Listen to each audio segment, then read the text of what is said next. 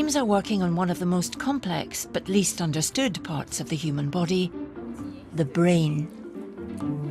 For neurosurgeon Roddy O'Kane, it's his passion. It's one of the fields of medicine, I suppose, or one of the last areas that we don't really know much about to some degree.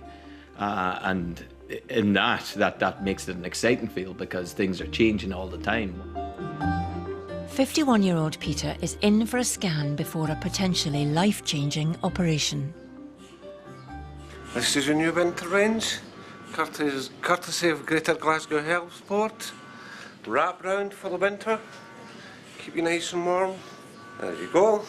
Have a nice day now. Peter is having surgery to remove a tumour deep within his brain. It's been increasing in size and causing him regular epileptic fits. One seizure that I did have recently lasted for 6.5 hours, I've been told. I have no recollection of it. Peter found out he had the tumour a week after meeting his partner Sam. I could tell with a brain tumour, I never had one till I met you. Oh, thanks. At least it didn't run. I know, you didn't run, hey? No. Grand. Okay, thank you. Roddy O'Kane is Peter's surgeon. Hi. How are you?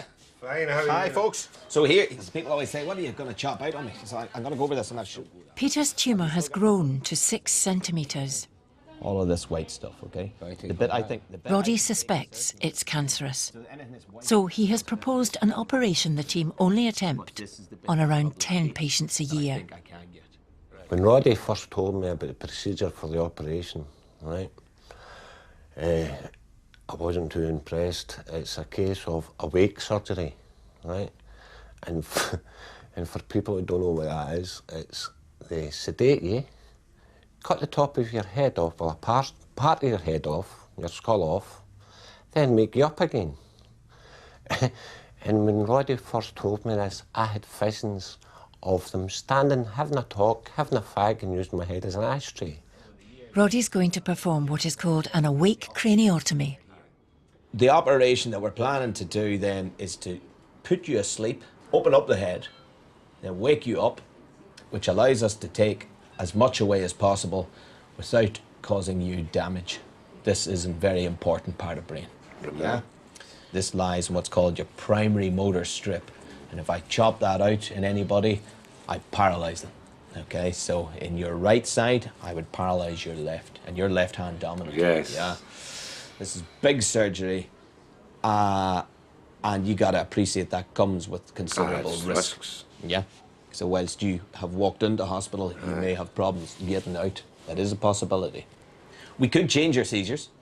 So we could make your seizures different, or more frequent, or more intense, okay? And everything I do carries a risk of death, okay? Small it may be, it's there, okay? And Rod, I trust. Right. Okay. Right. The way I've got it in my head just now, right, is I'm got loads of power on my left-hand side, right? If it turns out I don't lose the power, right, and I get recovery, it's a bonus, it's a Brucey bonus. I've got the worst-case scenario in my head now. I've got to lose the power altogether. Okay. Right? So, if you do a good job, that's it, happy days. You're just batting the pressure back to me, eh? Right. Good man. Your ways. Okay. All right. Thank you. See you on Monday. Okay, good, good. Well done. Okay, folks. Thank you. See you then. All right, then. Because of the risks involved, not all surgeons would choose to operate on Peter's tumour.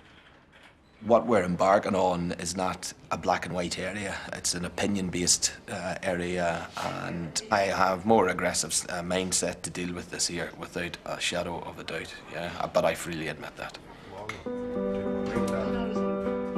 He's young, he's fit, he's healthy, he's engaging, he's the right type of patient to potentially undergo an awake craniotomy. And he, I think, has taken fully on board all the arguments of the different options that we have, weighed them up, and made his decision, which, if he feels is right, is the right decision for Peter. Very brave. I think anybody going under surgery is brave. So it's Peter Fury, is that correct? Yes. Now, can you tell me in your own words what it is you're getting done today? Brain tumour removed. Okay. I can't remember. debunked or something. Somebody Yep, said so it's an available. awake right frontal Aye. craniotomy and debulk tumour. Okay, so you're going to be awake during this procedure. Yes. Okay. Now, are you allergic to anything at all? Ex-wives. Ex-wives. None of them are surgeons, are they? No, I'm alright. Right, okay. Going ahead with this operation is a big undertaking for both Peter and Roddy. I'd like to pretend I'm calm and collected. I'm not. There used to be a joke of why surgeons wear theatre masks, and that's because we're screaming underneath it.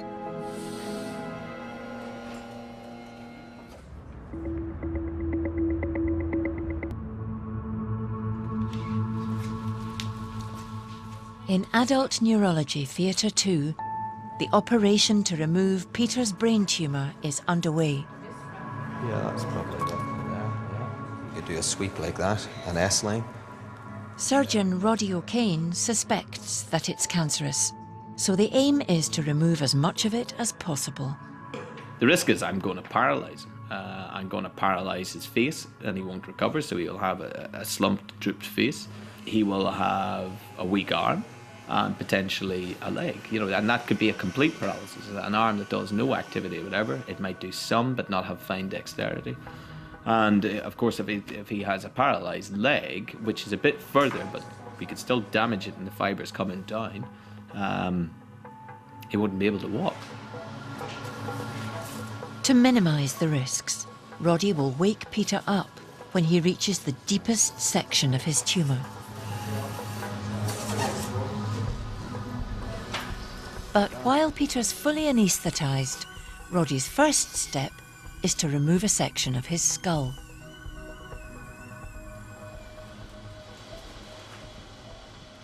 Primary brain tumours tend to be mixed into brain. So there's normal brain mixed in where the tumour is. It's a mixed bag. And so in taking tumour, you're going to damage brain. And depending on which part of the brain that is, that can have very profound consequences to patients. A team of neurophysiologists have wired Peter up with electrodes to help pinpoint which tumour-affected areas of his brain control which parts of his body. Happy? Yep. Yeah. They help identify a small piece of tumour Roddy can safely remove while Peter is asleep. I think the next part is just to wake him up, because that's what's going to aid what's going to go. Now he's deeper into the brain, it isn't safe to continue without waking Peter up. Peter? Peter? Some patients are too groggy to rouse during surgery, but Roddy can't continue with this operation unless Peter comes round. Not only are you nervous for the patient waking up because you want them to wake up, but you're nervous because there could be problems with brain swelling and all. So you're concentrating on multiple different events at that time, and it's always anxious. Peter?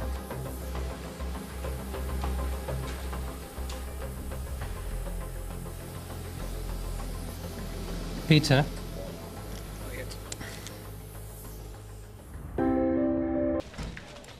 In neurology, it's 2 hours into Peter's open brain operation. Try this one. You are. I'm behind you here, Peter. How you doing? Thank you. Don't nod your head. Remember, you can't nod it. Brain is unique in every individual. We don't know exactly how it works in every individual. The only way to really know it is to have the patient do the tasks that we want them to do. And so you have to wake them up. Squeeze hard. Hard. That's as hard as you can do it. Speech and language specialist Jennifer Bowers is assessing his hand strength and facial movements so she can feed back any changes to surgeon Roddy. So I'm going to need you to just keep on and off squeezing my hand like this. Okay. Can you wiggle your ankle for me? Yes. Yeah. Yeah. Can he smile? Open wide and do a big teaser. Yeah, no, upper and lower quadrants weaker. Some weakness in Peter's face is not too much of a concern. Facial muscles are controlled by both sides of the brain, so there's good potential for recovery.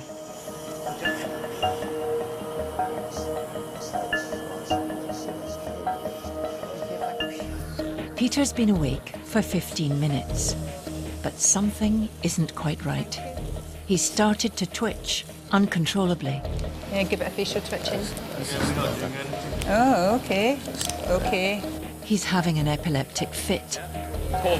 You're all right, Peter. It just feels a bit funny. Just keep looking at me. You all right? Yeah, really well. Anesthetics are aware, yeah. We're having a seizure. You're all right. Roddy's doing something about it. Don't worry. Just keep looking at me. The only way to stop it is to pour ice-cold water directly onto his brain. Let's move about the last 30 seconds. You can still see some twitching here. You're all right. Give me a big squeeze in this hand. Yeah, you're feeling stronger again. You're doing really, really well. Good man. By slowing down the misfiring electrical activity in Peter's brain, the icy water has stopped his fit. Okay, I'm going to carry on. You're feeling quite calm. Aye. Good. Calmer than you thought you would? Aye, it's a new experience. Of course, of I've been course. waiting for this experience. Good. Okay. How do you feel? Can you feel it in your face? I hear you nagging. Let me just check your mouth again, can we? Spread and forward like this. Okay, and spread. And then forward. Can't take my pout off them. No, still got that pout. Good stuff. So what did you prefer then? Is it a different kind of holiday if you go to Turkey than if you go to like Benidorm? Aye, Benidorm's just a big party. Along with Jennifer's observations, Roddy continues to rely on the neurophysiologist's electrical readings. And Peter himself. Getting twitching in the hands. We're getting hand, that's 10 milliamps there. You okay? Oh, we got another twitch there. The signs are that Roddy is in an area of brain that could leave Peter paralysed if too much tumour is taken out. I'm starting to get a bit nervous to go to take that one. There is a fight in your own ego, yeah? You know, you can't help but want to do more, but you've got to do that sensibly, and you've got to know training when to stop is probably a very big thing about training, and that's what you gain with experience, is about when to stop. I think I've done that. I think I'd rather preserve more hand than, you know, take the extra 6% of abnormality. Pieces of the tumour are sent to the lab. Only when Roddy gets the results back will he know how serious Peter's cancer is and whether it's treatable. Before an operation, we can have a guess from what we see on the scans, but we don't ultimately know what we're going to get. And it takes a week for that result to come through. So it's about getting them over the operation before we deal with the pathology we're going to deal with. It's been 18 hours since his awake brain surgery. I was thinking you were going to be sleeping and tubes everywhere and not being able to talk, and of course you wouldn't be able to move your arm, and see when you waved to me, I was in total shock. You're absolutely amazing. I know I'm tell you that. That's how you feel from in the first place. Peter's 6-hour operation has left its mark. Surgeon Roddy wants to know how it's affected him. Well, my man. Still got a bit of brain freeze, we throw ice on. Is that right? Still a bit cold in the head. What about this arm then? How's it been doing today? Okay. Are you able to squeeze it? A wee bit. That's way better. Yeah. Squeeze again. That's even better than yesterday. better. Because yesterday you had nothing on it at the end of the operation. Looking good. Okay. Bit of physio. Okay. Bit of rehab. You'll be doing the river dance soon, eh? I'd like to try it, but... Okay. The new Michael Flatley. Put it there. Good man. Grand man. Okay. You can see you later. All right, Peter. Thank you. See you later. Performance surgery like this is kind of strange. This morning when I see him moving his hand a lot more, I always have that negative thought of, I haven't taken enough. Whereas alternatively, when I see patients afterwards and they're very weak, I always think, I've taken too much. And you always have that balance of trying to justify what you're doing, but there's never a happy feeling afterwards. Yeah, it's either too much, I've taken too much and I've damaged them, or I've taken too little and they're intact. But we'll see what the diagnosis is and what I've done on the scan. Roddy has left Peter with no paralysis, but he won't know how serious his cancer is until the results come back from the lab.